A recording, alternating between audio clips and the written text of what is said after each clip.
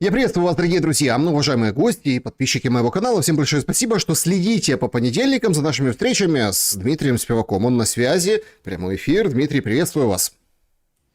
Да, приветствую тебя. Приветствую, Саш, тебя, приветствую наших зрителей, приветствую всех-всех-всех, международное сообщество, всех ньюзмейкеров, всех этих представителей акул пера мировых, которые пишут, не перепишут. В общем, всех приветствую.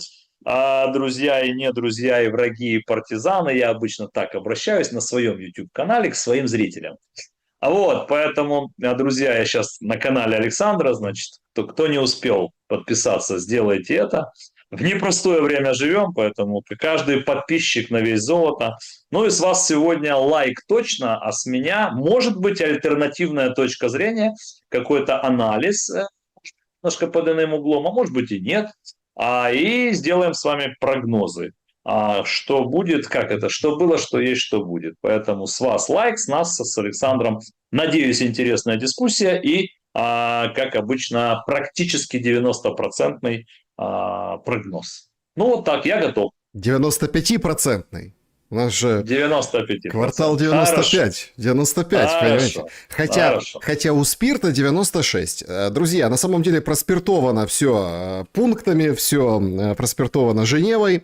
Значит, такие достаточно резкие заявления. Вы понимаете, в чем дело? Мы обсудим сейчас конкретно это пассажи, посылы и участников этих переговоров, и не участников, сломанную ручку. Ох, мы видели это уже в истории, как Янукович ломал ручку. Якобы Умерова, наверное, Умерова, да, вот на блокноте с чистом блокноте, сломанная ручка. В общем, к чему все идет, мы сейчас будем разбирать. Единственное, что я должен сказать, значит, из важного, да, вот мы работаем непосредственно с вами и для вас, поэтому ваши вопросы оставлять можно и в сообществе YouTube абсолютно свободно.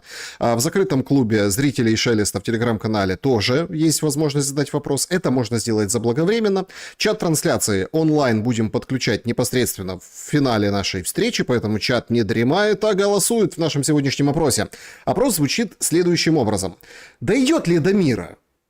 Ну вот сейчас мы же много видели этих итераций, да, то мы ждали, пока Трампа выберут, потом Трампа инаугурируют, потом Трамп говорит, вот сейчас, потом говорит 100 дней, потом Стамбул-2, потом вот сейчас уже Женева, да, у нас идет Америка, Украина, встречаются, контачат, план теперь, ну, понимаете, там Россия писала, не Россия писала, говорит, ребята, это наш план, все, то есть четко, ясно и по делу. Так дойдет или нет? Варианты. Да. Давно пора. Нет. И до перемирия не дойдет в этой всей диспозиции. До мира нет. Но до передышки да. И еще один вариант, что, ну, такой он более такой, скажем, специфический. Мир будет, вот мир, после выборов. Вот такие 4 варианта. Дмитрий, я хочу с этого начать. И вот этот круговорот событий, который мы сегодня будем обсуждать, я хочу все-таки начать с вашего, ну что ли, как это, наметанного глаза, что он увидел. Доходим мы до мира в этой итерации контактов или есть вопросы?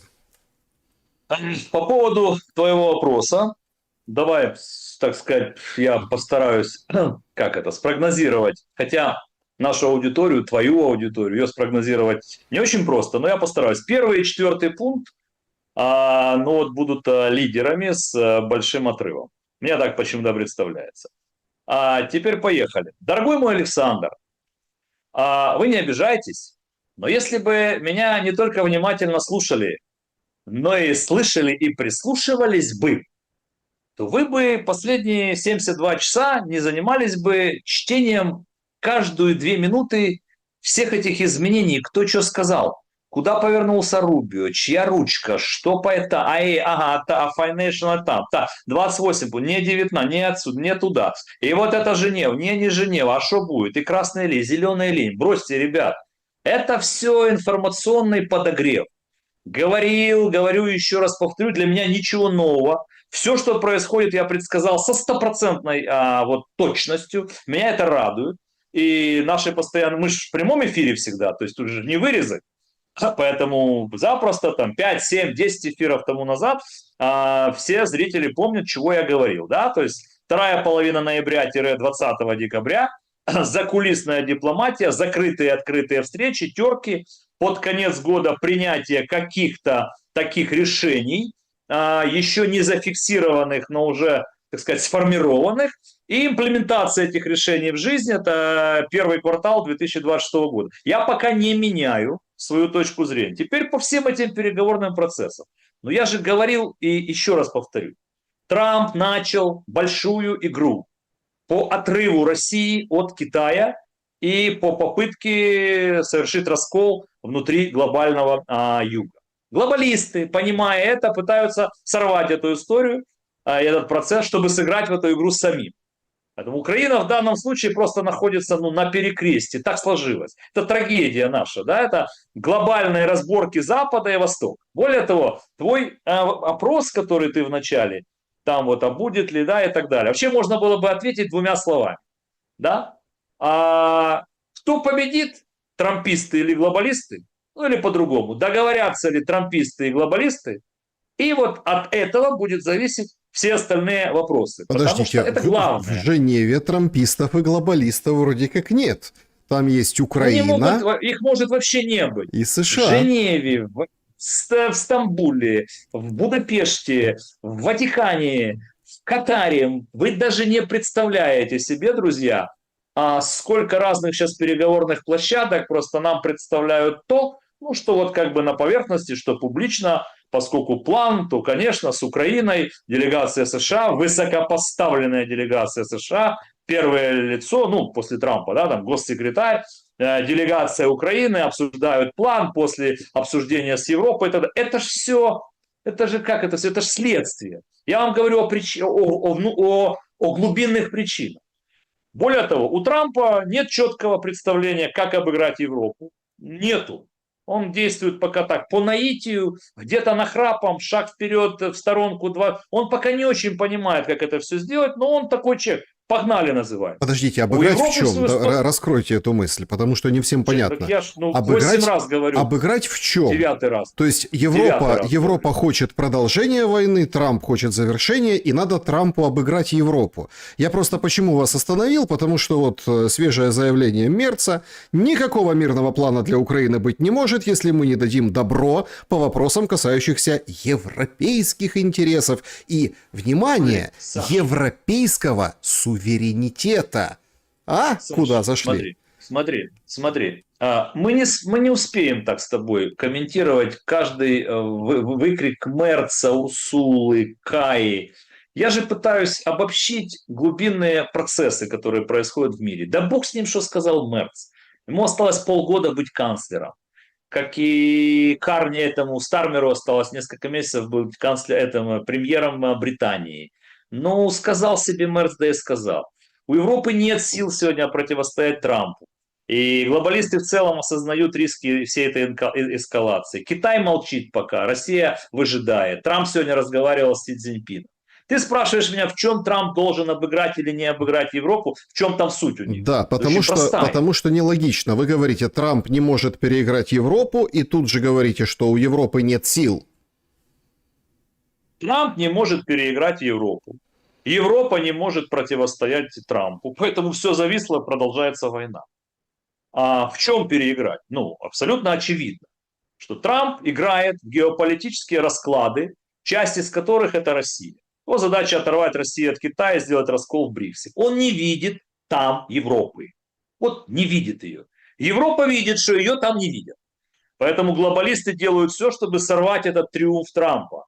Потому что с марта месяца начинается в Соединенных Штатах Америки глобальная битва глобалистов, да, демократов, мирового левачества, которое хочет реванш, и мага, трампистов. Вот в следующем октябре в Америке или поменяется все, или Америка пойдет еще на лет 6-7 путем вот этим. Да, то есть Дональд Трамп, дальше Джей Ди Венс и так далее, и так далее. Вот они столкнулись, глобалисты и трамписты, на Украине. Более того, весь этот план, который так взбудоражил Европу, это же не за Украину они борются. И Мерца высказывание, это же не про нас, это про них. Они охренели от того, что 200 ярдов замороженных активов российских на которых они вообще делают всю политику, там, репарационный кредит, и они участвуют. То есть, кто владеет деньгами, кто владеет финансовым процессом в поствоенное время, тот и владеет, тот и курирует этот кейс. А тут, оказывается, в первоначальном плане Трампа они так с Путиным расписали эти 100 ярдов, а я-то об этом говорил.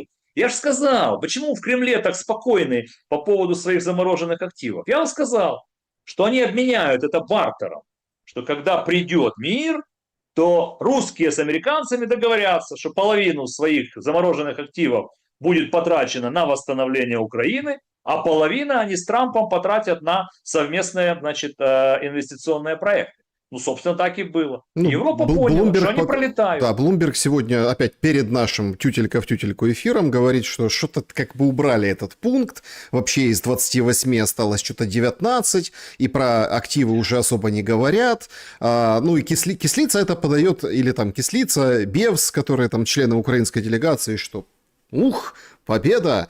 Нет теперь 28 пунктов. Ну, собственно, хорошо, в Женеве посидели. И скоро не будет 19, а может останется 14, а может перейдут к 31. И это только начало.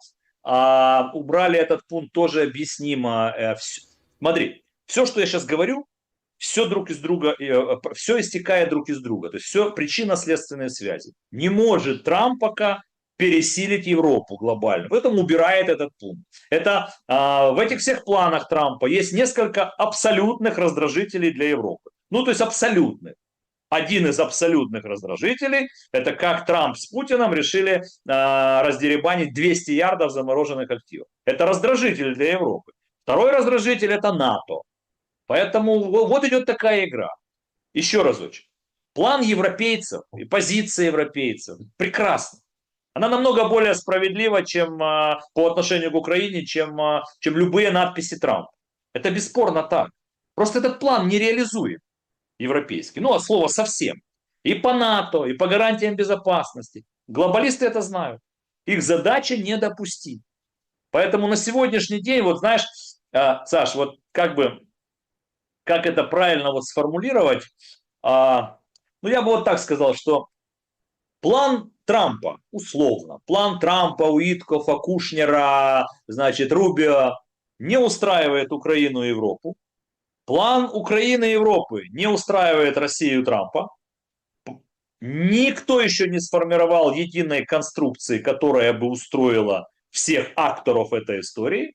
Поэтому пока все будет продолжаться, и, к сожалению, Украина и украинский народ пока остаются в состоянии войны. Но от того, что говорит Мерц, Зеленский... от того, что говорит Урсула фон дер Ляйен, от того, что говорят любые европейские политики, к сожалению, никто из них ничего не предлагает Украине. Я разве с ними спорю, что нам нужен суверенитет, границы, недопущение, гарантии без... Супер. Я двумя руками за. У меня только один вопрос к ним ко всем. А вот если сейчас ничего не получится? Ну, они же предлагают планы, которые абсолютно однозначно не будут приняты в Кремле. И, кстати, здорово им ответил всем европейцам, здорово ответил Бессент. Блестяще, как будто наши эфиры с тобой смотрят. А нарративы Спивака в устах Бессента, который по поводу там 19-го пакета европейских санкций обратился ко всей Европе и сказал: слушайте, если вы в 19-й раз делаете что-то одно и то же, это значит, что ваша программа полностью провалена. Ну, когда 19-й раз вы делаете одно и то же. Рубио и Венс неоднократно говорят о том, что ну так не получится. Ну, здесь надо учитывать интересы Украины, безусловно. Но здесь надо учитывать определенные интересы России, иначе ничего не получится. Погодите, то есть нам шашечки или ехать. Давайте с интересов заходить тогда в эту тему, Давай. потому что тут очень важно понимать, в чем у кого какой интерес. Значит, на верхушке украинского руководства лица нет. Так совпало, что там Голодомор, Дни памяти, все такие, скажем так, скорбные. Но и дальше, если так понаблюдать, вот начиная с пятницы, с того сакраментального 10-минутного обращения Зеленского, ни на Зеленском, ни на Зеленской, ни на ком лица нет. Сегодня вообще Зеленский выходит и говорит: критический момент. Вот прям все. Но мы боремся, вот критический момент. Борется, значит, Ермак и Умеров, да, фигуранты пленок Миндича, борются, но тоже на них там тоже лица нет. непосредственно на этих переговорах, они тоже со скорбными лицами. Все это транслируется, эта эмоция. Понимаете, в чем дело? Дела как бы плохи. Вы говорите, убрали, ну и вы говорите, и пишут сегодня, мы в прямом эфире, поэтому сейчас еще что-то, наверное, напишут, еще, наверное, что-то выдадут. Значит, вычеркивают один пункт, второй, третий, вроде как кто-то радуется. В чем интерес? Вот смотрите, мы можем сказать, что Европа и Украина сейчас на одной стороне и конкретно, ну, единый интерес представляет. Если брать заявление Стефанчука, второго после Бога, ну, по Конституции, второй после Бога у нас Ермак, да, ну, то есть, а так Стефанчук по закону, тот вообще наговорил по поводу красных линий, которые нельзя пересекать, полностью противоречащих всем подходам к формированию любого плана, ну, а в конце так выпалил так мощно, говорит, значит, война закончится тогда, когда Крым будет украинский опять, все. То есть, понимаете, и мы понимаем, что, понятно, что можно, это вот по Конституции, так, ну, смотрите, уже по Конституции не будет, и это все понимают. У меня главный Саш, момент. зачем мы обсуждаем, тратим время на обсуждение Нет, мы не тратим время. Тех? А зачем тебе нужен Стефанчук? Вот, ну для чего? Ну, потому что, подождите, вот потому что его выпустили, чтобы он это сказал. Сказал, вообще заявил. Не интересно никому.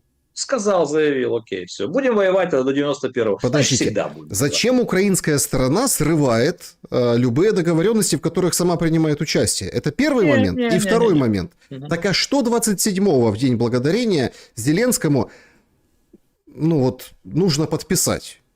Александр, я вас понимаю. Ничего Зеленский 27-го не будет подписывать. Более того, думаю, что никакой встречи 27-го между Дональдом Трампом и Владимиром Зеленским не будет и быть не может, и не могло быть.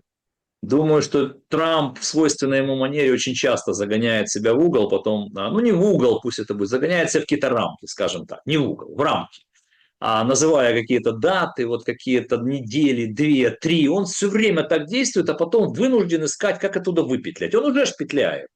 Но Дональд Трамп уже сутки петляет. Ну, он понимает, наехал, нарисовал 28 пунктов, никто это не примет. Ни Украина, ни Европа. Начинают переделывать. То, что Европа говорит, никто не примет, ни русские, ни американцы. Опять тупик. Поэтому надо тихо здесь работать. Для чего выпускают Стефанчука, не знаю. Он спикер, он говорит, ну, то есть он спикер украинского парламента, говорит какие-то такие лозунги, вещи, все, мы, Украина, пока, границы. Все, ну, сказал и сказал. А его же особо, ну, мало кто там услышит. Сейчас выйдут, что-то скажут русские, потом выйдет Мерц, потом еще кто-то выйдет. Неважно. Но ты прискорбные лица. Я с тобой категорически не согласен. Более того, у меня вопрос к нашим соросятам, Петру Алексеевичу Порошенко. Веселые лица были. Да, нормальные, сосредоточенные лица. Очень сложный сейчас вопрос. Действительно решается судьба будущей Украины. Не знаю, кому здесь кажется, что смешным.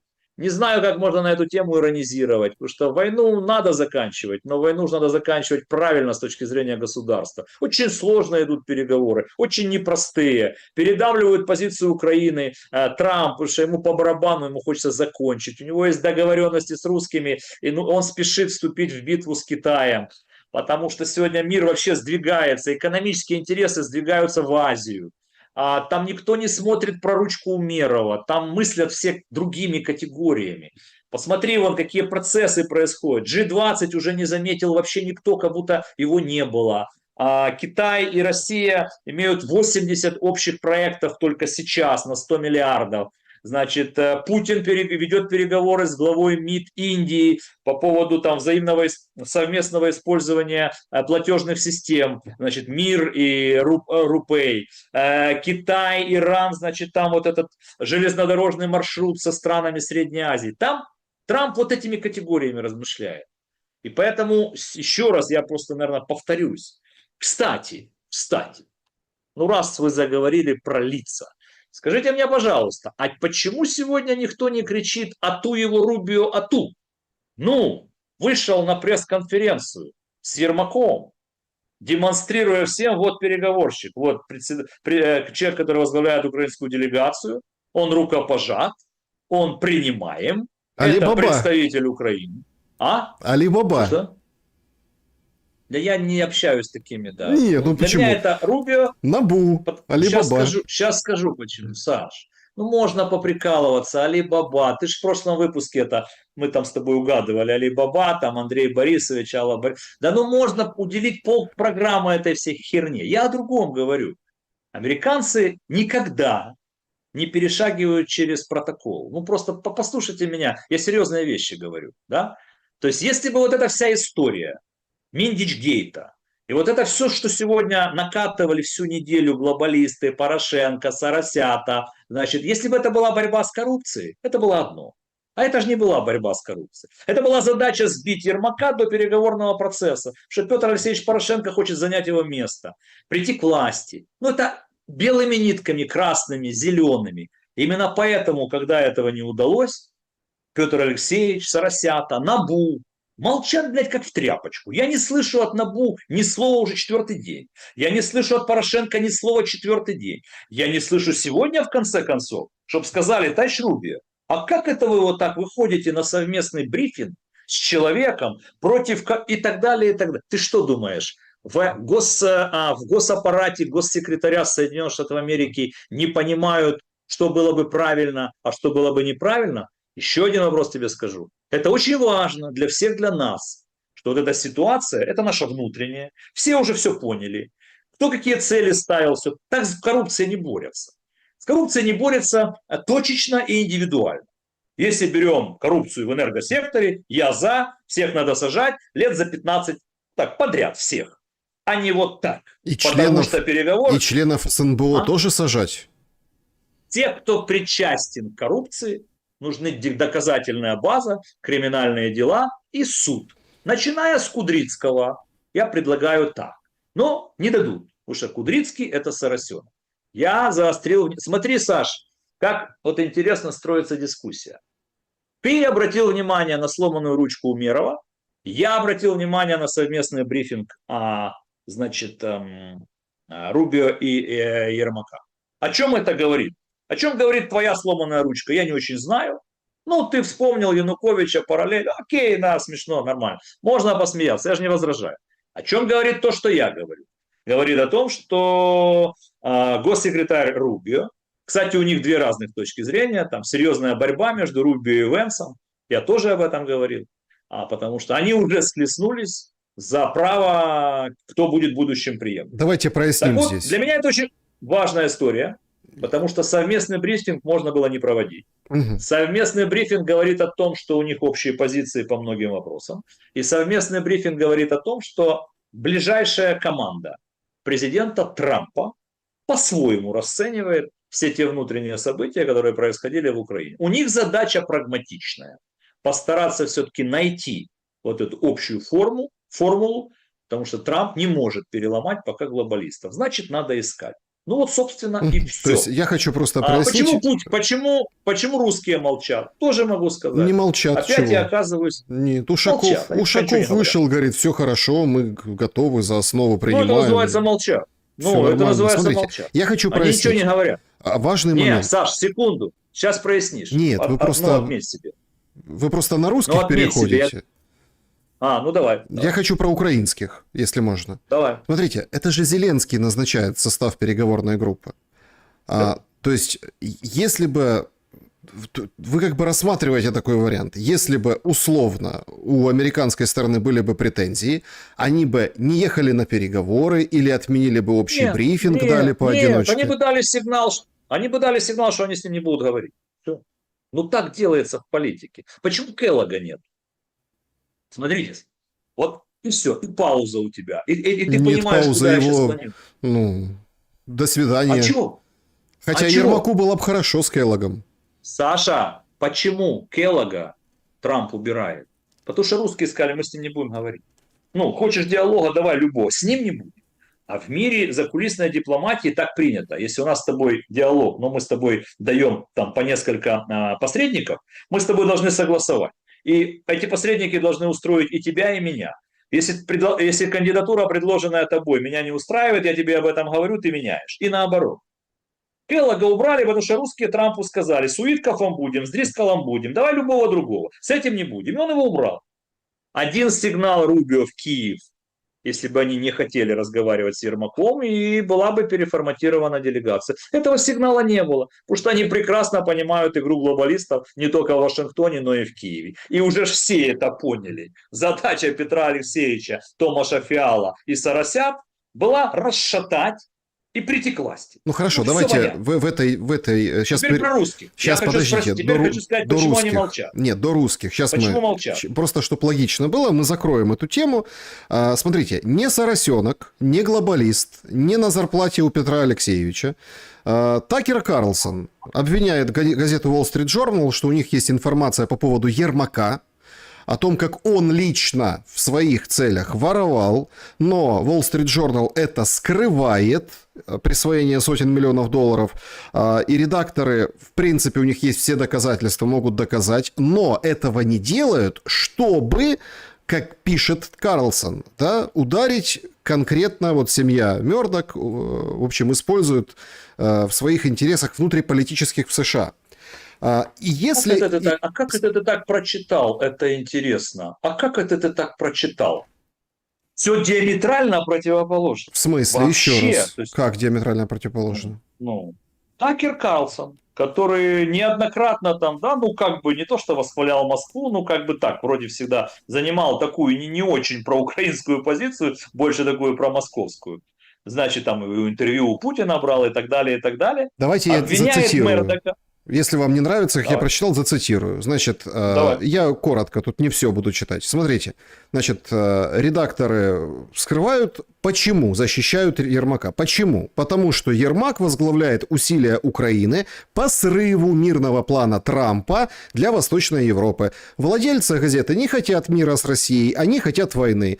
Ну и дальше там про Мёрдоков и так далее. Прекрасно. Поэтому он обвиняет, Такер Карлсон обвиняет Мердока и все это издание Wall Street Journal за то, что они начинают писать, публиковать, как тут сказано, там некие эфемерные статьи и пытаются сорвать все мирные переговоры. Ты абсолютно просто неправильно, смыслово, ну, извини, Саш, смыслово неправильно прочитал. Как раз наоборот, сегодня удивительная история от Такера Карлсона. Я и не очень ожидал. Он нас не очень любит, он вообще так немножко в другую сторону.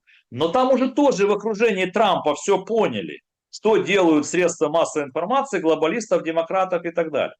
Поэтому оставьте это в покое. Давайте мы сами будем заниматься коррупцией, с внутренней своей, сами, без никого. Это первое. Второе. Я бы Мерцу ответил. Я возвращаюсь, я запомнил, у меня все хорошо с памятью. Если бы у меня была возможность подискутировать с Мерцем, я бы сказал ему, Макрону, всем остальным. Если вы считаете этот план плохим для Украины, и вы считаете, что вы совместно, Европа, без Трампа, можете передавить Путина, огласите, пожалуйста, когда и сколько, двоеточие. Украина получит от вас ракет, самолетов, танков, денег, кредитов, не кредитов, инвестиций. Когда и сколько зайдет на территорию Украины ваших там войск, контингента и так далее. Только сейчас, а не потом.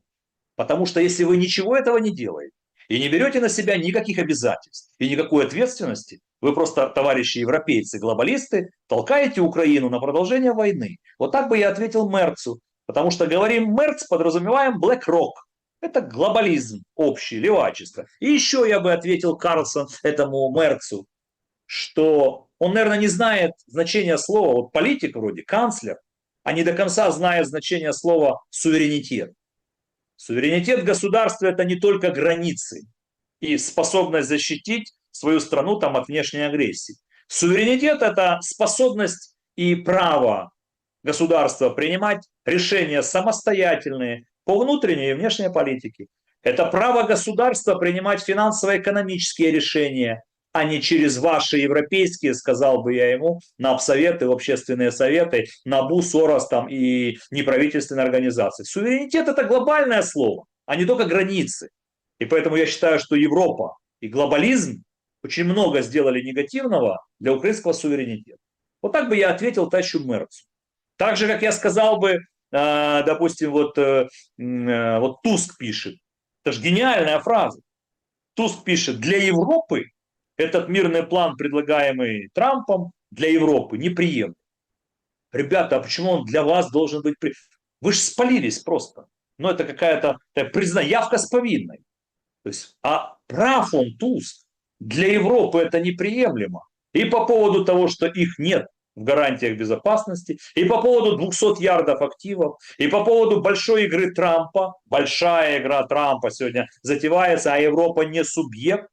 И европейцы понимают, что если они сейчас допустят какого-либо решения, они потеряют украинский кейс. А если Европа потеряет из виду, из кураторства украинский кейс, ну Европа политически все, заканчивает свое существование. В течение года там поменяется власть во всех европейских столицах, с левых на правых. Ну вот, собственно, и все. Поэтому, ну что нам цитировать, что сказал Мерц, или сегодня вышла Урсула, что-то тоже она про границы говорит, что это вот не должны мы. Мне все время хочется ее спросить, Урсула фон дер Ляйен, госпожа, вы к кому обращаетесь? Ну, вы же, когда говорите, вы же к кому-то обращаетесь. Вы способны передавить Путина, чтобы изменить эти планы? Нет, не способны. А тогда вы же понимаете, что если никто не ищет конструкцию, значит мира не будет, и Украина остается воевать. А кто из вас даст гарантии, что будет через полгода, когда вновь вернуться к переговорному процессу? Может, условия будут хуже? Сейчас надо искать это кстати, компромиссное хороший решение. аргумент. Это хороший аргумент от вас в том плане, что кто даст гарантии. Сегодня же четко написали о том, что есть второй документ с 10-летними гарантиями от США, а Европа там как бы присоединяется. Ну, то есть не берет на себя никаких обязательств, а присоединяется. Это второй документ, это не эти 28, 19, сколько там их будет в оконцовке пунктов. Это прям очень показательно. Значит, если США без согласия Европейского Союза принимают так называемый мирный план, это означает, что де-факто США выходит из НАТО. Потому что это не просто план капитуляции Украины, это четкий план капитуляции всего свободного мира и НАТО, разработанный россиянами, а потом переведенный на американский вариант английского языка очень плохим переводчиком. Значит, ну и дальше там просьба. Чья цитата? Кто это? Сеня Яценюк вылез. Ну, понятно. Вы понимаете? Яценюк вылез. Вот как бы вы подискутировали с Яценюком? Не-не, почему вылез? Нет, опять же, вот вы очень узко, да ниоткуда он не вылез. Арсений Петрович Яценюк является одним из рупоров глобалистской системы в Украине. Арсений Петрович Яценюк всегда имел колоссальные связи с демократами во все времена. Поэтому, я же еще раз говорю, все, началась схватка трампизма и глобализма условного. Поэтому пафосные слова, поэтому лозунги, поэтому клише, да все понятно. Европейский план лучше американского. Окей, я буду аплодировать всем, реализуйте. Скажите, что надо сделать, чтобы мы вышли на границы, чтобы Путин поднял лапки, чтобы нас приняли в НАТО. Я за. Но весь же ужас в том, что между произнесенными красивыми пафосными словами, а демократы-глобалисты так умеют, они на территории Украины этим занимаются уже 10 лет. Блестяще занимаются, пол Украины им аплодируют, а в последние годы 80%. Ну, замечательно, я за. Но это же нереализуемо. И это первое. И второе, да нет здесь в этом плане никакого, здесь в этом плане нет, как это правильно сказать, да никто нас капитулировать не заставляет. Более того, вот этот документ, который американцы выдали нам вторым, то есть гарантии Соединенных Штатов Америки, как безусловных лидеров и главных акционеров Североатлантического альянса. Оно же демонстрирует всему миру две вещи. Штаты демонстрируют Украине, что без них, без Штатов, никакая Европа вам не даст никаких гарантий безопасности. И Трамп прав. Никакая Европа никаких гарантий безопасности для Украины дать не может. Физически не в состоянии. Дальше второй пункт этого документа. Дональд Трамп показывает, слушайте, ну вот, я вам даю гарантии безопасности, Америка, Соединенные Штаты Америки, практически по прообразу 5 статьи НАТО. Других, более мощных гарантий безопасности в мире не существует. Кроме как отношения США-Израиль, ну и внутри англосаксонского мира США-Британия. Там эксклюзивные истории, мы это не рассматриваем. А вообще безопасность по принципу, по аналогии с 5 статьей устава НАТО, ну это вышаг, да, верхний уровень. Мол, что вы еще хотите? Если мы хотим, чтобы кто-то кровью написал, что в случае повторного нападения России войска тех или иных стран станут рядом и включатся в войну, этого никогда никто нигде не напишет.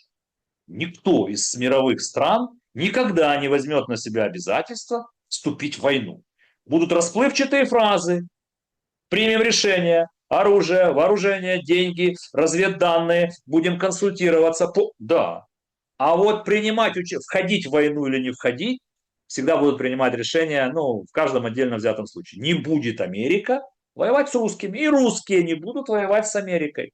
Европа не может воевать, а Америка не хочет воевать. Другие планы у Трампа. У него Китай, у него там Аукус, у него Южная Корея, у него Япония, Австралия, у него Средняя Азия. Такая же задача у Китая. Надо русских отрывать.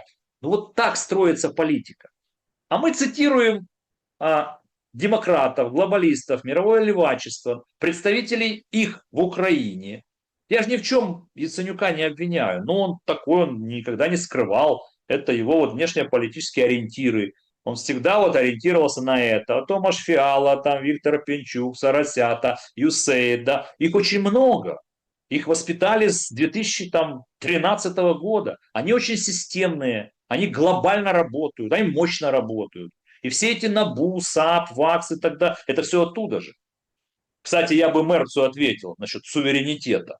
Я бы спросил его: господин канцлер, а можно мы с Шелестом поработаем членами Напсовета вашей там энергетической немецкой компании, ваших железных дорог, там, ваших других глобальных корпораций? Ну, можно или нельзя? Потому что вам у нас можно, а нам у вас нельзя. Вот это и есть потеря частички суверенитета. Поэтому нам бы со своими тут разобраться. И до тех пор, пока мы не разгоним все эти напсоветы, как атовизмы, мешающие развитию Украины, до тех пор можно сколько угодно с трибун рассказывать про, суверенитет. И я и хочу вернуться, почему русские молчат. Это очень важно. Ты зря, Саш. То, что там Ушаков что-то сказал еще, они очень молчат. Вот причины две. Первое. Я опять оказался прав. И сейчас могу ответить тому зрителю, который меня когда-то спрашивал в твоей программе. Мол, Спивак, ты так говоришь, что там было в Анкаридже, да, там на Аляске, как будто ты там был. Так вот, я сказал об этом тогда, а сейчас об этом говорят все. Там были достигнуты договоренности между Трампом и Путиным, где Путин взял на себя определенные обязы, территориальные, и по поводу бабла. Вот этих 200 ярдов, мол, 100 русские готовы отдать на восстановление Украины с 50% прибылью для американских компаний. А вторые 100 Россия потратит на совместные с американцами проекты по разработке редкоземельных металлов на территории России. Какие-то еще обязы брал на себя Путин с точки зрения там, территориально. Но и, судя по всему, Трамп взял на себя какие-то обязы. И я могу вам сказать, какие. Решить вопрос с Европой. У него не получается. Ни тогда, ни пока не получается сейчас, хотя сейчас они действуют чуть жестче. И Рубио жестче, и Венс, и Дрискол жестче. Сейчас этот министр поедет, военный министр поедет, наверное, в Москву. Да, я так думаю. Так вот, почему они молчат в Москве? Причины две. Первая причина.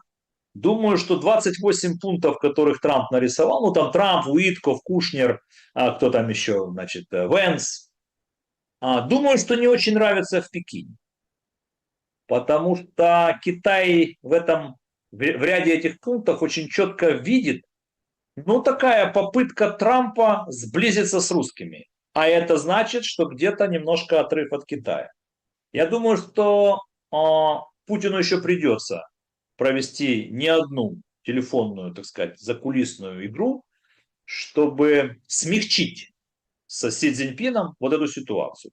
И вторая причина, по которой молчат в Кремле, они о чем-то договорились. И теперь ждут от Трампа выполнения его Трампа, ну, каких-то там обязательств. Пока не получается. Значит, о Китае надо, чтобы вы отдельно прокомментировали, потому что, смотрите, сегодня же хороший разговор. И касательно Украины тоже было заявление от Си Цзиньпина, что приветствует разрешение первопричин украинского конфликта. Заявил Си Цзиньпин в разговоре с Трампом. Об этом Синьхуа написала. То есть мы все понимаем и делаем вывод, что это сигнал хороший. То есть не плохой, а хороший. И как бы Китай, наоборот, не против, а за. И сверхдержава Китай поддержала усилия другой сверхдержавы в разрешении военного конфликта. Почему вы делаете вывод, что Китаю не шибко нравится то, что происходит вокруг мирного плана Трампа?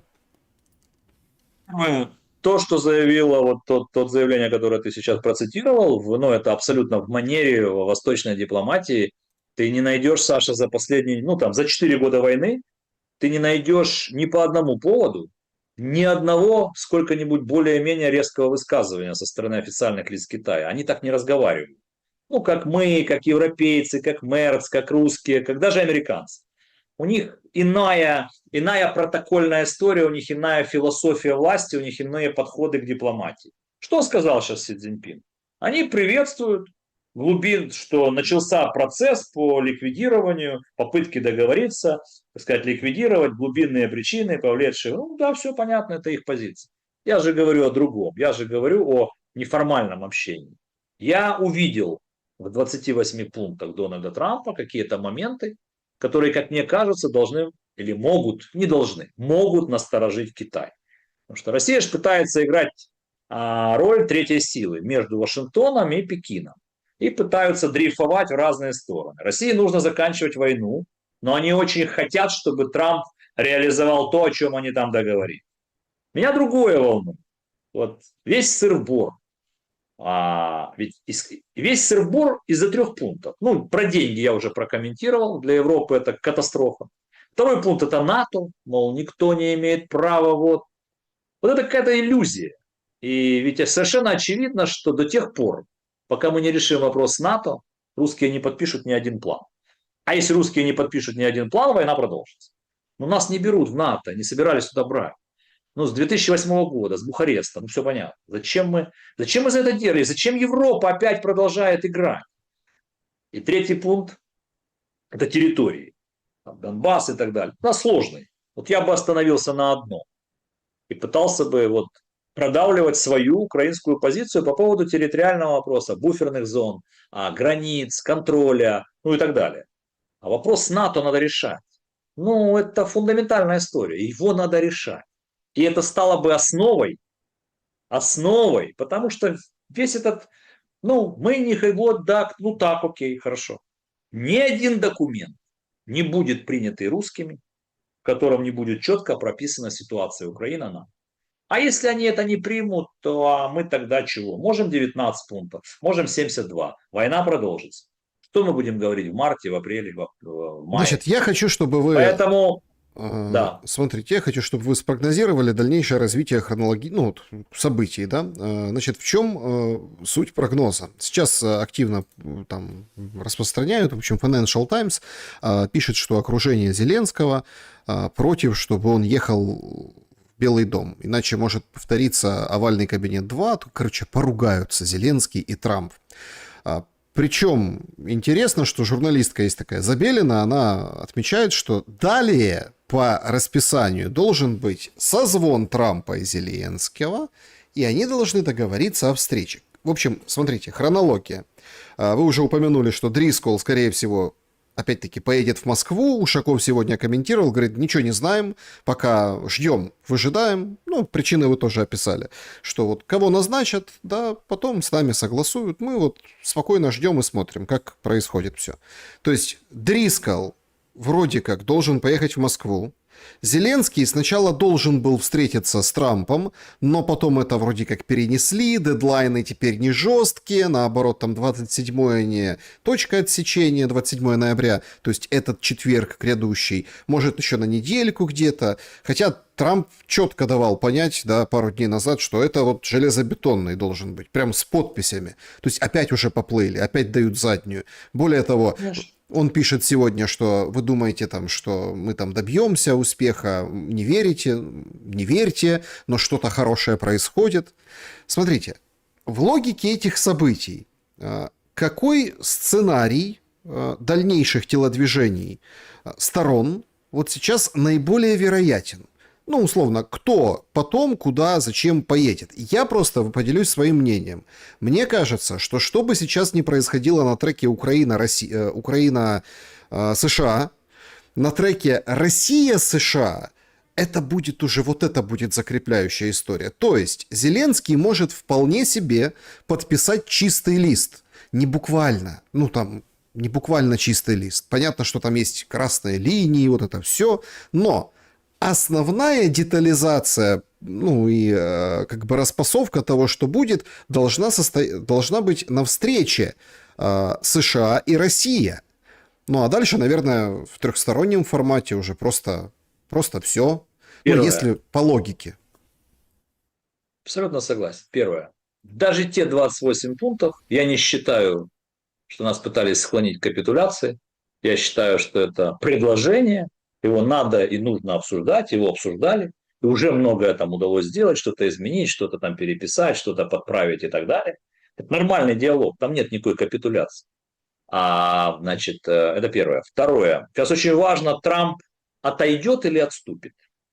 Внимание для зрителей. Отступит или отойдет. Это, как говорят в Одессе, два разных движения. Потому что если он отступит, то он потеряет политический вес в глазах Европы, он отступает второй раз. А вот если он отойдет, Украине придется продолжать войну, и весь мир увидит беспарадность Европы. Ну, вот все эти крики, а помочь без США ничем. Поэтому это очень важно. Теперь на твой вопрос. Могу и я за всю программу пошутить. То есть, ребята, не волнуйтесь, девчата, расходитесь. Рэбе сказал 15 января, значит 15 января. Слушайте Рэбе.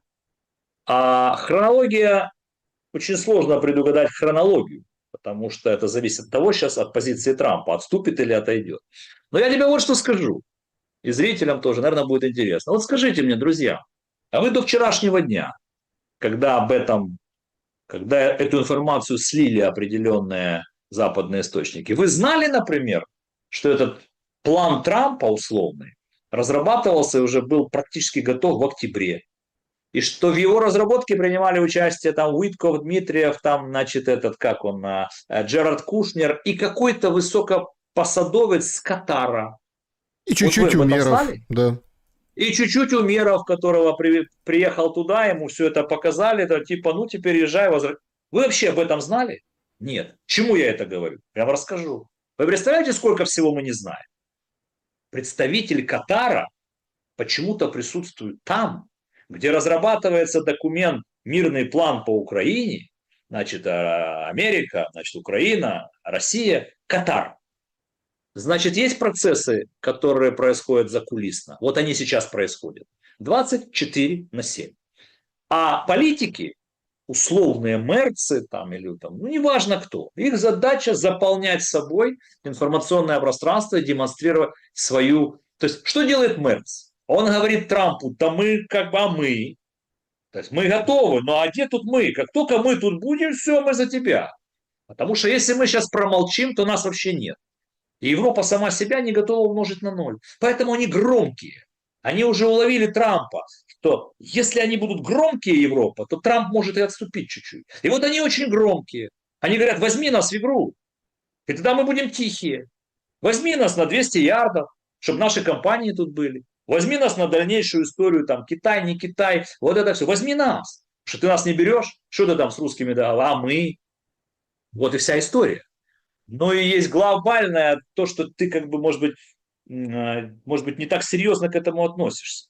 Вот я когда произношу фразу, что в США, в Европе и в Украине началась схватка глобалистов за право вернуться во власть и трампистов за право не дать этому и остаться у власти. И вот эта борьба идет по всему миру. Трагедия Украины заключается в том, что мы стали частью вот этих глобальных разборок, просто на нашей территории идет война. Просто понимаете, если после этих схваток было бы деторождение мира, роды уже мира пора принимать, понимаете? А то схватки, мы это наблюдаем.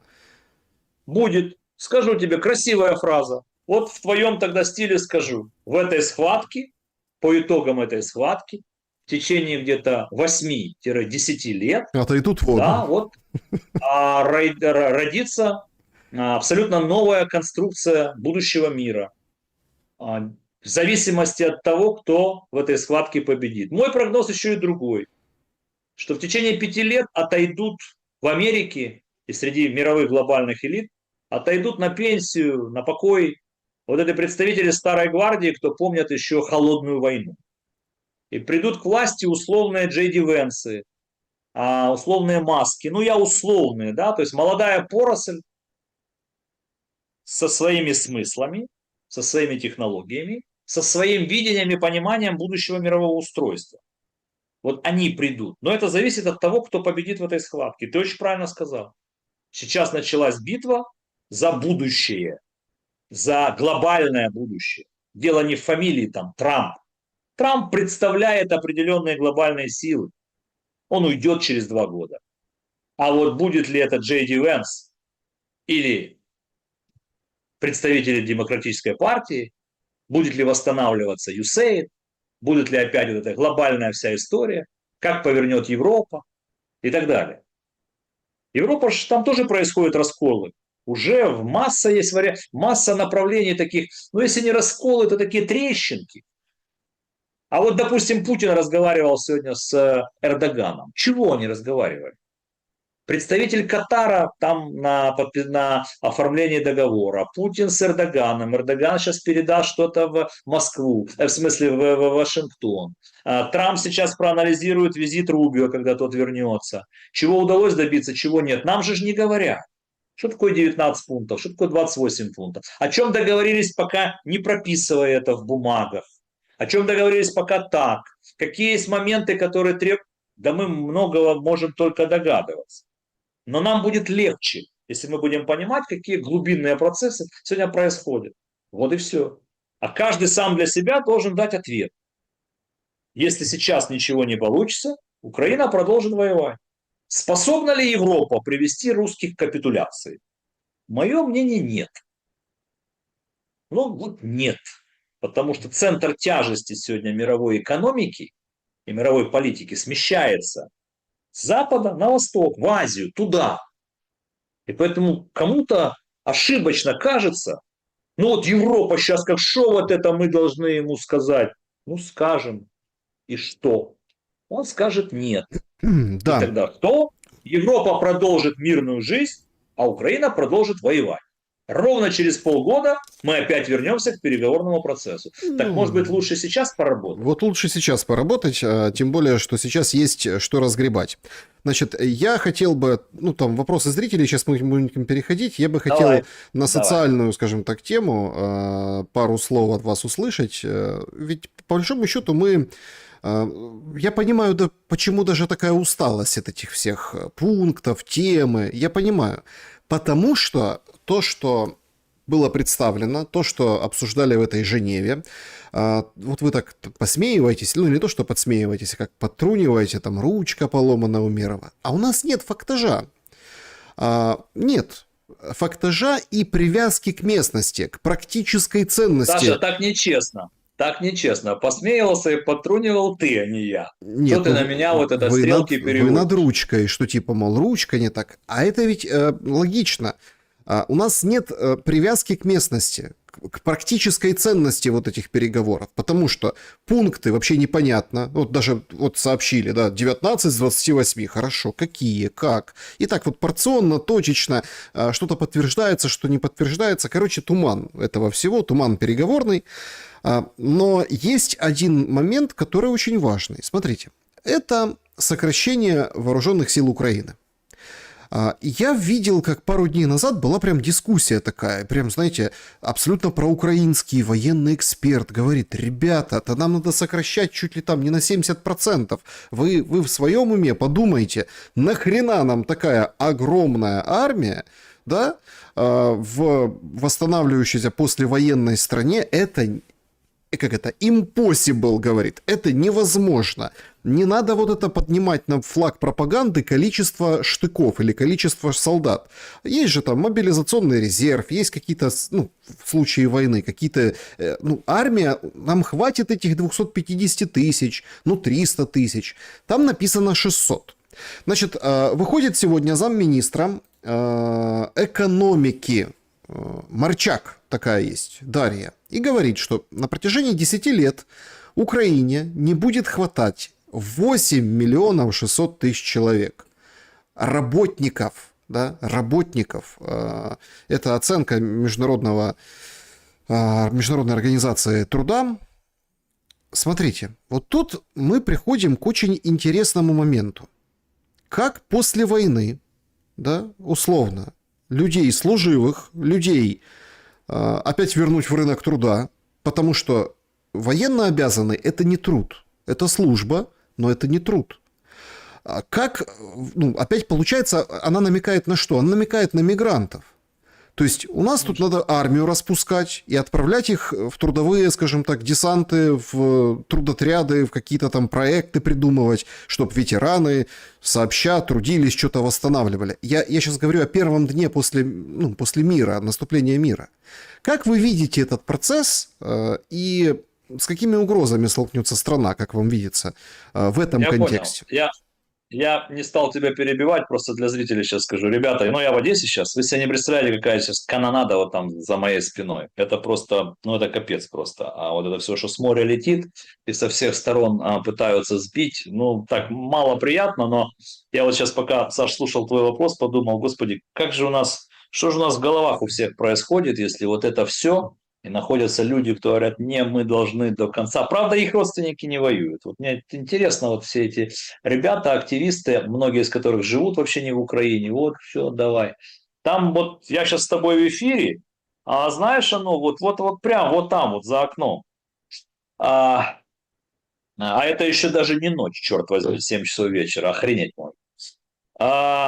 Теперь к твоему вопросу. Все запомнил, я все услышал. Итак, первое. По 3 пунктам будут разворачиваться дискуссии, я об этом сказал. Но не дискуссии в плане дискуссии, а дискуссии в плане вот это вот протянуть. Про НАТО мы сказали, про 200 ярдов мы сказали, про, территории мы сказали, и, конечно, количество вооруженных сил. Вот, говорят европейцы, да кто имеет право Украина, вот это, что там сокращать? Это же, черт возьми, это же набор каких-то громогласных, никчемных букв. Докладываю вам. Все страны, все вооруженные силы всех европейских стран, вне зависимости от даже количества населения, в районе 150-200 тысяч. В Украине сегодня, одни говорят 800, вторые миллион, но мы находимся в активной фазе войны. 500-тысячная армия, это была бы или будет самая крупная группировка вооруженных сил во всей Европе. В Польше собираются через 5 лет сделать 300. Во Франции сегодня до 200. В Чехии до 200. Вы понимаете вообще, о чем идет речь? То есть европейцы, зная, что их вооруженные силы там 140, 160, в Британии до 100, а нам хотят дать возможность, чтобы у нас было 500-600 тысяч. И мы вот это что-то как... Их же надо кормить. Современные войска, они же должны быть обеспечены всем необходимым, ВПК, вооружение, технологии. Мы о чем? Но это блеф. Это попытка раскачать ситуацию.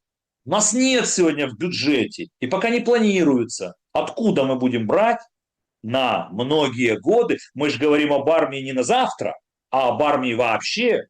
Как ее финансировать? За счет кого? За счет чего?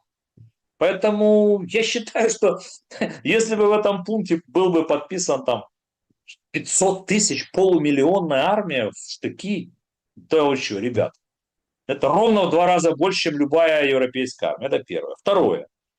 Ты прав. Потихоньку нас готовят к тому, что демография хренова, 8 миллионов уехало, в армии много, раненых много, трагедий много, внутренних переселенцев много, а работать некому. Поэтому нас готовят к открытым шлюзам миграционной политики. Пакистан там и так далее, и так далее. Я бы не хотел. А что я могу сделать? Работать же здесь кому-то нужно. Не очень бы мне хотелось, чтобы на наших улицах творилось то, что в европейских столицах хваленных. А когда выходцы оттуда, мягко говоря, не очень культурно себя ведут и не очень соблюдают традиции той страны, которая их приняла. Вот я бы не хотел в Украине открывать эти шлюзы миграционные. Чем это закончится, не знаю. Поэтому давайте как-то тщательнее немножко вот этот вот, ну, матчасть изучать. Потому что, знаешь, вот, вот европейцы, интересно, вот эти глобалисты, они отрабатывают какие-то треки, то есть взять на весь мир, сказать, что не, да 600 тысяч это мало, 800 как минимум. Ребята, Франция в 2,5 раза больше Украины. Германия больше, чем вы когда-нибудь изучали, какие там войска. Так а зачем же вы нам говорите то, что невозможно реализовать? Зачем же вы нам говорите, мы не имеем права отказываться от НАТО? Ну окей, давайте не откажемся от НАТО. Будем продолжать воевать. Ну уже все сказали. Уже все сказали. Ну и... Резюме, Саш. Да. Сейчас впервые, наверное, со времен Стамбула, сейчас идут действительно серьезные переговоры. Не стоит обращать внимание там, на каждую публикацию, на каждое слово, на каждое высказывание. Не стоит. Но надо понимать, что сейчас идут действительно серьезные переговоры. Давление на нас, давление от нас, давление на Россию. Всестороннее идет давление. Пытается Трамп и попытается сделать все, чтобы до конца года какие-то контуры были приняты, согласованы, не подписаны, просто пока согласованы, чтобы перевести мирный процесс на март месяц и закончить его. Задача Трампа к апрелю месяцу выйти триумфатором, как человек, который закончил самую большую и кровопролитную войну со времен 1945 года. Долго, Дмитрий. Вот его Долго. Так а Трампа же интересуем же нигде находится Запорожская область. А меня интересует, меня интересует, а как отопление будут включать-выключать в этих многоэтажках? Это вообще... другая тема. Нет, это та тема. Дональда Трампа, Мерца, Трампа, Макрона, Урсулу, Каю, их мало интересуется, что сейчас там громыхает и как мы будем отапливаться. Мы же о другом с тобой говорим. Мы говорим о глобальной политике. Я тебе нарисовал хронологию. Трамп хочет до конца этого года, до 20 декабря, потому что потом отпуск, завершить основные переговорные процессы, определить основной вот алгоритм, дорожную карту и согласовать главные пункты. И у него такое стремление, чтобы вот с новогоднего перемирия начался такой постепенный процесс затихания горячей фазы войны. И задача Трампа, как он ее себе поставил, вот первый квартал 26 года, и он Нобелевский лауреат. Что из этого получится? Давайте посмотрим. План такой. Алгоритм, кто сейчас кому летит, может быть и важно, но смотря с чем летит. Будет ли встреча Зеленского и Дональда Трампа? На этой неделе вряд ли. А вообще она будет, но только в одном случае. На этой встрече нужно будет и Трампу, и Владимиру Зеленскому нужно будет выйти и что-то огласить о том, что приняты какие-то догмы, какие-то условия, какие-то вот документы. Если этого не будет, то очередная их беседа, она не нужна. Кстати, я согласен, не только Дональду Трампу не нужна, но и президенту Украины она тоже не нужна. Вот такая встреча, которая безрезультатная, может привести к очередной волне конфликта. Вопрос, а зачем? Значит, туда уже нужно ехать, когда все подготовлено. Когда остались там 1-2 вопроса. Да, значит, подводим итоги нашего вопроса. Дойдет ли до мира? Вот как люди проголосовали. Спасибо большое, больше 7 тысяч голосов мы получили. 8% до мира нет, до передышки, да. 17% да, идет к миру и давно пора. 18% мир будет после выборов. Ну и 56% нет, и до перемирия даже не дойдет. То есть все в исключительном пессимизме, как, собственно, и у вас в риторике, Дмитрий. Нет, я же сказал, вот первый и четвертый пункт, что да, давно пора, и после выборов наступит новый этап развития страны. А вот я к пессимистам не отношусь. Мне очень жаль, что, слушай, это право людей, реальное состояние людей, которые вот 56% сказали, да не будет мира и так далее. Я не хочу так. Я бы не хотел так, потому что мир-то все равно будет, но лучше раньше, чем поздно, чем позже. Эта война закончится так же, как и остальные войны. Переговорами и миром. Точка. И не придумывайте себе ничего, кто бы там что ни рисовал. эта война закончится переговорами и миром. Поэтому, конечно, черт возьми, лучше сейчас, потому что пункты конфликта, они одинаковые. Границы, территории, НАТО, даже деньги. Вторичная история. И гарантия безопасности. Что эти пункты были в 2022 году? Что эти пункты сейчас? Что эти пункты будут через полгода?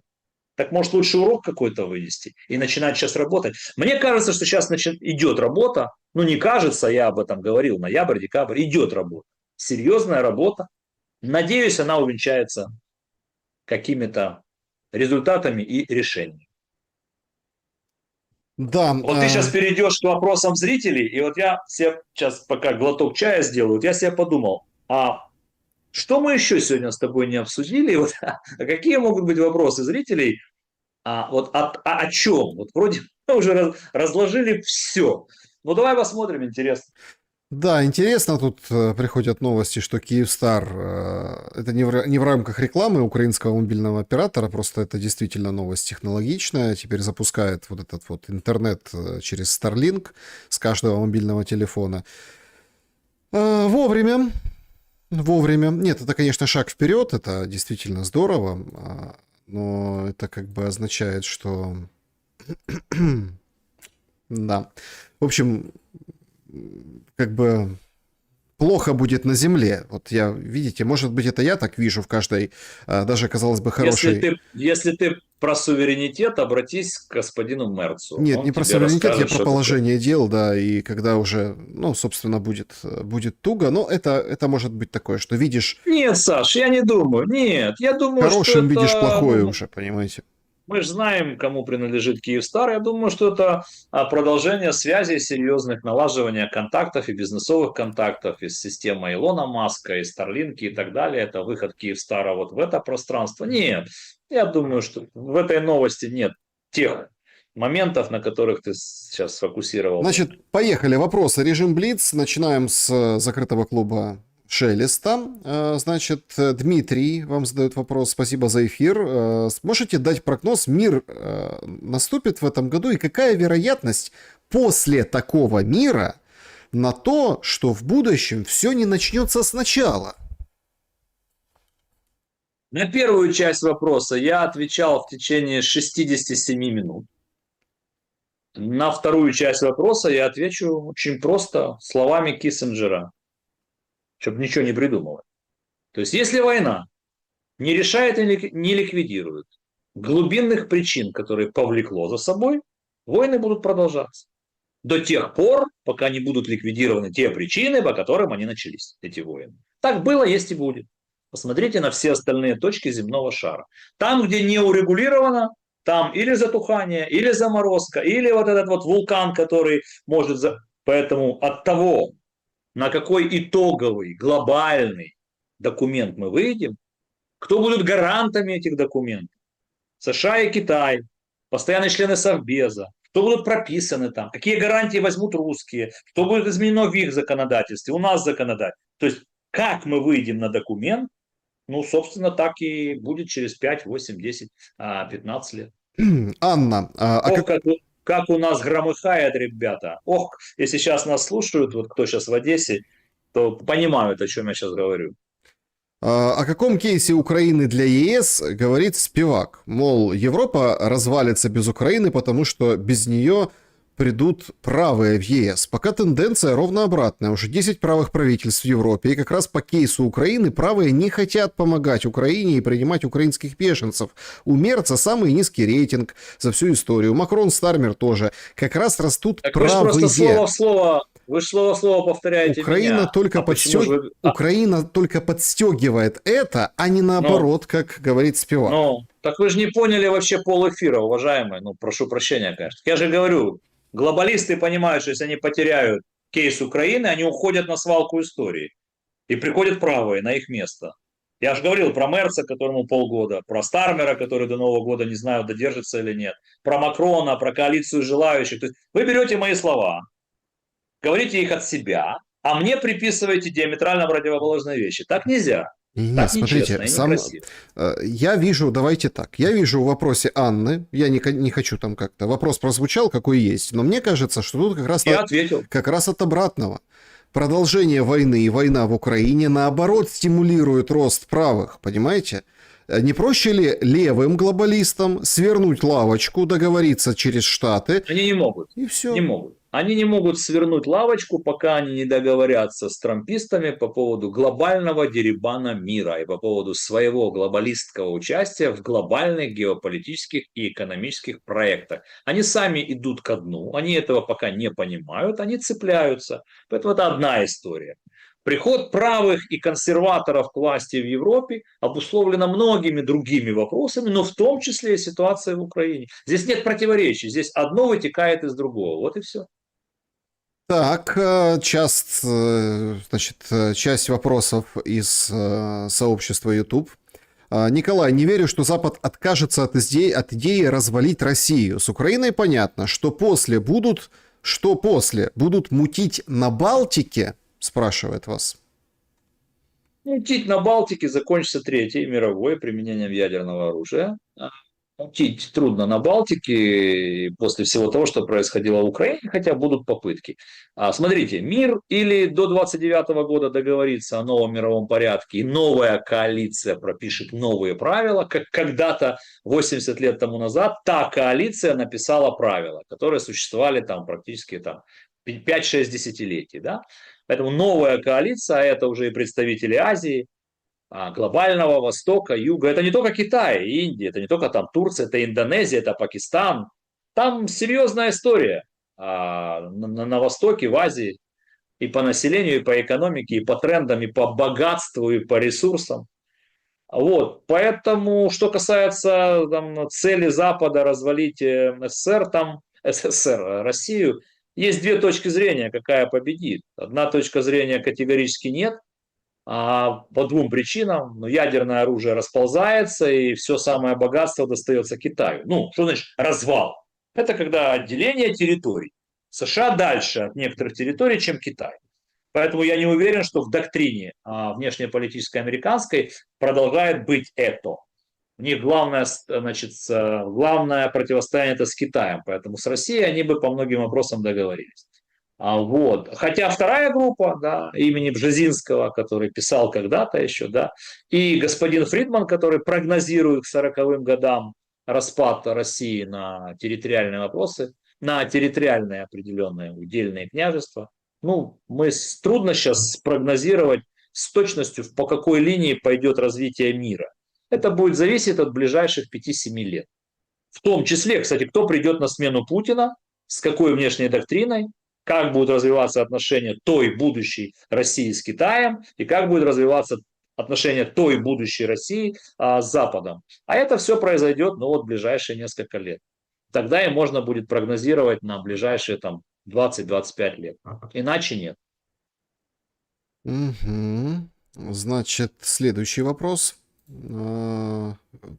Нужна ли Европе и США по-настоящему сильная Украина в технологическом, промышленном, военном плане, или им выгоднее держать ее полузадушенной, спрашивает пользователь.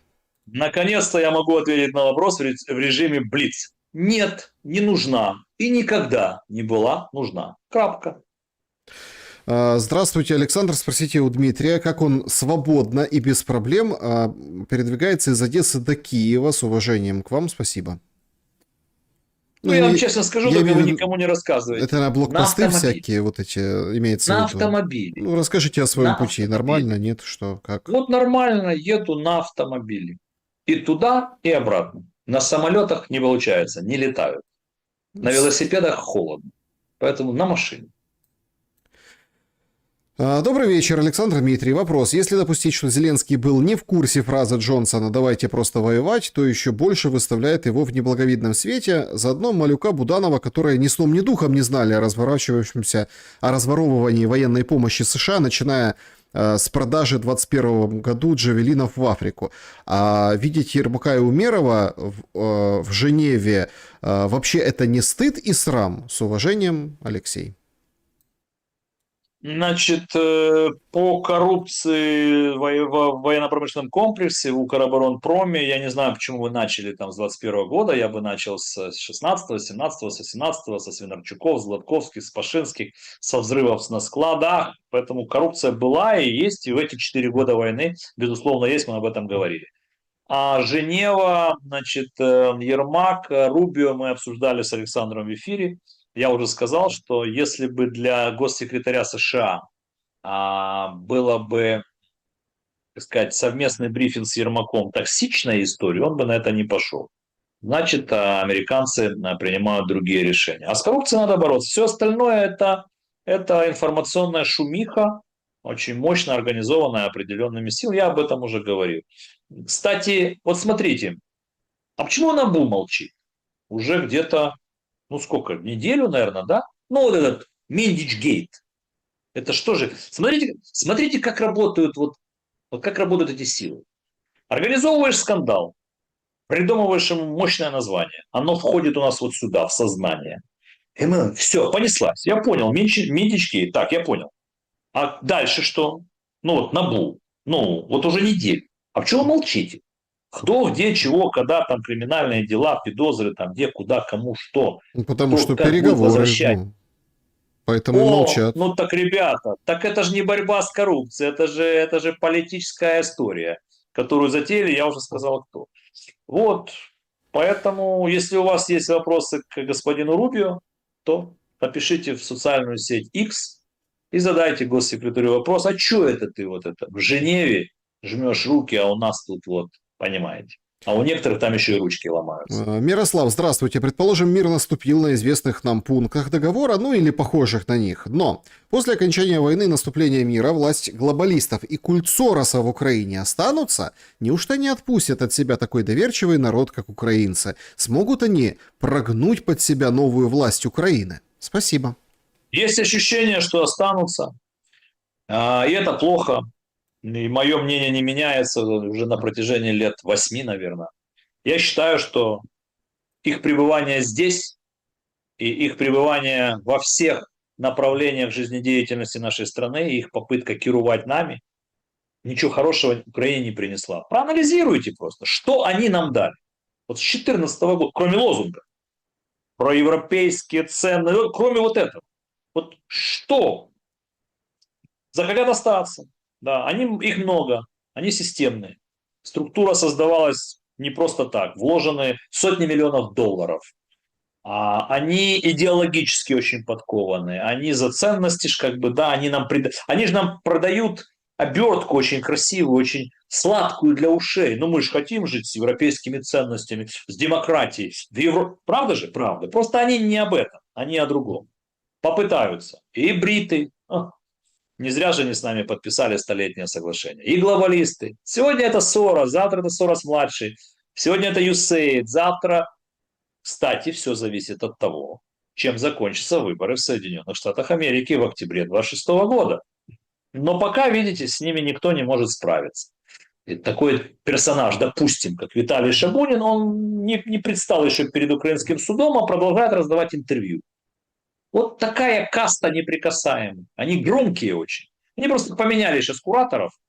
У них кураторы сейчас не в Вашингтоне, а в Европе. Ну вот, собственно, и все.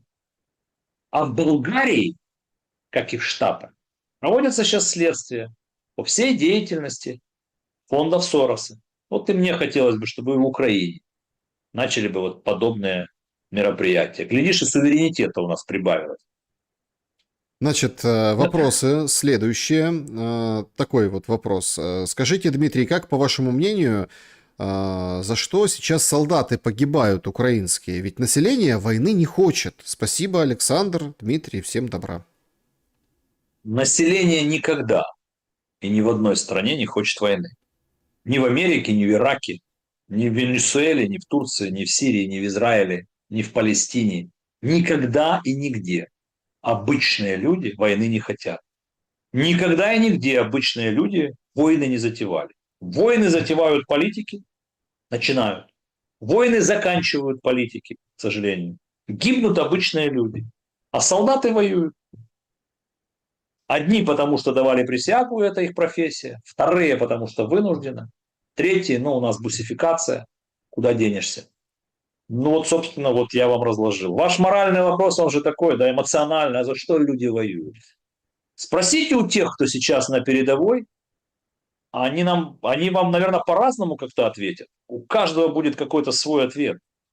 Но если мы говорим глобально, то я вам сказал, народы никогда не хотят воевать. Лилия задает такой очень интересный, скажем так, вопрос, как бы с ловушками. Дмитрий, что лучше, конец войны или достижение недостижимых целей Украины? Вы искренне считаете, что Украина выигрывает и стоит просто поддавить? Почему тогда вас раздражает бусификация или не раздражает и все идет как надо? У меня, знаете, какой вопрос к вам? Вот мне даже неприятно, я отвечу с удовольствием, мне неприятно не от вашего вопроса, замечательный вопрос, мне неприятно от того, что вы меня не слушаете и приписываете мне вещи диаметрально противоположные от моей точки зрения. Где и когда, уважаемая зрительница, я сказал, что Украина выигрывает? Где и когда я произносил фразу, что еще чуть-чуть, и мы вот это... Я же наоборот иронизирую на этот счет и по европейцам, и по вот этим всем коалиции желающих. Я же сколько раз говорю, что надо останавливаться, ну и так далее. Я не хочу сейчас тратить время. То есть вы приписали мне несуществующие слова и на этом как бы фундаменте строите свой вопрос. Да я уже все ответил. И по окончанию войны, и по миру, и по пацификации, и по... Ну, сколько еще раз? Почему вы не внимательны так? Раз вы принимаете участие в такой дискуссии и требуете от меня профессиональных ответов на ваши вопросы, то будьте любезны. Ну, вы тоже тогда готовьтесь как-то. Ну, прослушайте меня, попытайтесь понять, что, чего, о чем идет речь, какая дискуссия, какая аналитика. И тогда задавайте вопрос. А то я отвечаю за какого-то парня, да, вот не за себя, а за кого-то другого. Ну, это А вопросы адресуете мне. расхожая такая история. Это не касается Лилии, это не касается, это в принципе касается, что бывает такое, чего-то как бы скажешь, а где-то пример приведешь, вот он сказал вот это, и понеслась какая-то, допустим, да, и по кочкам, а потом оказывается у тебя не дочка, а сын. Значит, Да, как в том анекдоте, да. чат трансляции. Добрый вечер, Александр Дмитрий. Скорее не вопрос, а заключение. Запад для Украины. Вирус, как и Китай для России. Выживет тот вирус, который не убивает своего носителя. У кого иммунитет крепче? А? Какой хороший вопрос. Красиво, да. Но у нас нет иммунитета. Мы сейчас ослаблены, экономически ослаблены, социально, гуманитарно. Мы зависимы очень от Запада, поэтому мы сможем в поствоенное время выжить, если предложим себе и Западу какую-то конструкцию, экономическую конструкцию, партнерскую, на взаимовыгодных условиях, проектную, новую какую-то конструкцию, проект. Что касается Китая и России, я не знаю, что там с вирусами и иммунитетом, но пока они нужны друг другу геополитически. Китай безоговорочный глобальный игрок и лидер по всем показателям. Россия громадная глобальная ядерная держава. Вот когда к 1935 году, может быть и раньше, Китай получит триаду, и Китай сравняется, у них это в задачах и в планах, они обычно реализуют свои планы, и Китай сравняется по количеству ядерного потенциала с Америкой и с Россией, ну вот тогда, собственно, и поговорим. Пока на сегодня, в краткосрочной перспективе, у Китая нет никаких посягательств там, на территориальную целостность России, там, раздробленность и так далее. Их устраивает тот формат союзничества, антизапад, антидоминирование США там, и так далее, и так далее. Поэтому по поводу вирусов, ну как-то так и иммунитета тоже. У ядерных стран, у них с иммунитетом чуть лучше против вирусов политических, чем у неядерных стран. Ну вот такая аксиома. Сандра Ян, спасибо большое за поддержку, спонсор канала, там и спонсорство периодически раздает и поддерживает канал. Спасибо вам большое, задает вам вопрос. Вы говорите, что нельзя переписывать границы 21 века. А почему можно переписывать историю, язык, культуру, идентичность миллионов русскоязычных украинцев? Получается, при вашем молчаливом согласии? Вот опять, кому вы задали этот вопрос? Я вот пытаюсь найти, кто это так говорил, что границы нельзя переписывать, что можно переписывать. Я не вижу этого человека. Ну уж кто, кроме меня, находясь в Одессе, десятки часов посвящает этой теме, истории, языку, Нет, гуманитарному а аспекту, границам, памятники, подождите, улицы. это же тоже Вот. И пункт по поводу плана. границ, так я сейчас скажу, и по поводу границ. Ну, я, Дмитрий Спивак, раз 50 говорил о том, что в результате всех войн меняются границы. И что только в 20 веке, в этой хваленной Европе, границы менялись раз 7 в одно столетие. Поэтому все, что они говорят ради словца красного. И сейчас будут, наверное, изменены как-то границы. Можно это или нельзя? Юридически обосновано это или нет? Соответствует ли это международному праву или нет? Это же второй вопрос. Но границы меняются, видоизменяются везде. Так было 16 век, 17, 18, 19, 20 и 21. Не верите? Поезжайте в сектор Газа. Поэтому смотрите, ребята, ну вы... Второй вопрос уже сегодня такой вот. Ну вы как будто бы вот слушали от кого-то, а переадресовываете мне. Ну, странная какая-то история. Не понимаю я. Так, поехали личные вопросы, тоже интересно. Давай. Значит, Александр Македонский спрашивает, выезжал ли Спивак за пределы Украины и на каком основании во время войны? Нет, не выезжал, к сожалению. У меня нет оснований, к сожалению, выехать за пределы Украины. Очень хотел бы. Много раз об этом говорил, почему государство требует от меня, чтобы я им доверял, а оно, это государство, мне не доверяет. Вот я с первого дня войны здесь. А почему вот они мне не доверяют? Почему я не могу спокойно выехать, там, через неделю вернуться и так далее? Я разве 4-летним своим присутствием, я, моя семья, все, моя позиция, разве не доказал, что я не собираюсь никуда уезжать, как это сделали многие? Я вернусь, а мне не верят. Вот, и это тоже, это не есть диалог власти и общества, когда есть избранные, все животные равны, а есть равнее. Да? Вот вся наша элитка, все их дети, родственники, артисты, вот, а у них у всех есть основания, они катаются туда-сюда. Он недавно увидел там этого, как Карась, да, есть такой в Лондоне на каком-то саммите, вот, Ну, молодой, здоровый, ему в Лондоне. И я тоже, доверяют, да. да, меня тоже, вот, знаете, приглашают и выступить и в разные, ну, короче, все, вы задали вопрос, я ответил. Нет, не выезжал. К Так, сожалению. Наташа спрашивает, а кто предки у Спивака? Как далеко он знает свое генеалогическое древо? К сожалению, для себя недалеко. Там, прапрабабушки, ну и прапрадедушки, и все. Не изучал я своего древа, а, ну как-то вот, не знаю, не задумывался еще как-то об этом. Выйду на пенсию, может быть, займусь. Каждое последующее предложение России теперь будет хуже, спрашивает Андрей. Ну, это же не ко мне вопрос, это зависит от многих составляющих, в том числе от того, что будет происходить на фронте. В том числе. А хуже только в одном аспекте оно может. Только в вопросе территориальном. Все остальные аспекты, они одинаковые, друзья мои, одинаковые. До войны, во время войны в 22 году в Стамбуле и сейчас. НАТО, армия, ну, территория, я вам сказал, да. Финансы, деньги, восстановление, оно одно и то же все. Ну, гуманитарные аспекты, язык там, церковные какие-то дела. Поэтому изменяться в лучшую или в худшую сторону предложения могут как бы в зависимости от того, как будут развиваться события на Земле. Кстати, А этого мы не знаем. Кстати, очень хороший вопрос от пользователя, да. Котенок Гав он называется. Очень хороший вопрос. Я сам задаю себе, не нахожу ответа. Здравствуйте, Александр и Дмитрий. Дмитрию вопрос. На ваш взгляд, почему россияне не задают вопросы Деркачу про деньги Миндича?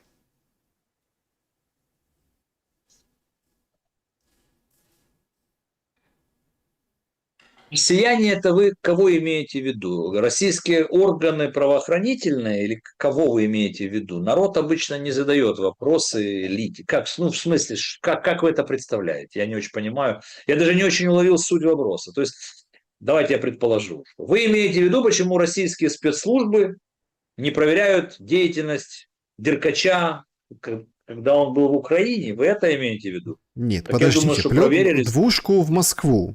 которую Мы отправили. не знаем. Почему? Ну что мне обсуждать? Ну что я буду обсуждать? Ну что мне обсуждать из пленок? Если ты знаешь что, давай обсуди. Я не знаю, что двушку, кто, куда, что такое двушка, кому, Москва. Ну пусть нам расскажут. Для этого же есть криминальные дела. Ну так же невозможно. А НАБУ замолчал. Вы знаете, кто куда возил? Так скажите нам, черт возьми. Вы не знаете, что вы нас дрессируете. Это первое. Второе. Поскольку Деркач сбежал из Украины, когда-то занимался энергоатом, а сейчас в России стал не просто там жить и заниматься бизнесом и играть в теннис, а стал этим сенатором, ну, ребят, все, кому положено, про него все знают там. Их это все устраивает. Нам это от чего? Какая нам хрен разница про Деркача? А вот если у нас сейчас здесь есть какое-то взаимодействие, ну, для этого у нас правоохранительные органы. Расскажите нам, и мы будем знать, что, куда, чего, как этот кубик Рубик сложить. Ну, как-то так, я думаю. Я не знаю, как по-другому ответить. Да, друзья, 90 минут мы в эфире. Спасибо всем большое, что в этот понедельник присоединились к нам. Дмитрий, благодарю за время и мысли. Спасибо. Берегите себя, ставьте лайки, подписывайтесь и пишите в комментариях, что думаете. Самое главное – добра и света, несмотря ни на